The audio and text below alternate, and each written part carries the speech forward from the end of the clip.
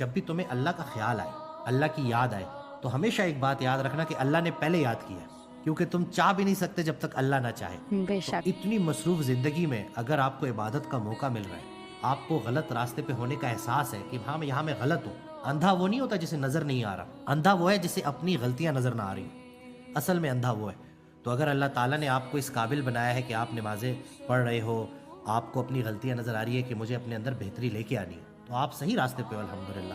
یہ شیطان کے وسوسوں میں نہیں آنا، کیونکہ یہ جو ہے نا، یہ وسوسوں کے ذریعے ہی اٹیک کرتا ہے۔ تمہاری عبادت کس کام کی، اتنے گناہ ہو گئے تمہارے، اب کدھر معافی ہوتی ہے؟ تو جب تک آخری سانس باقی ہے، معافی کا راستہ کھلا ہے۔ اور اللہ تو، میں کہتا ہوں نا کہ وہ تو دیکھ رہا ہوتا ہے کہ کوئی ایک ایسا عمل آ جائے جس کے ذریعے میں اس کو بخش دوں۔ اللہ کی رحمت تو بہانے ڈھونڈ رہی ہوتی ہے کہ کوئی ایک عمل ہی ایسا لے آئے جس کو میں قبول کر لوں اور اس کے ذریعے اس کو معاف کر دوں۔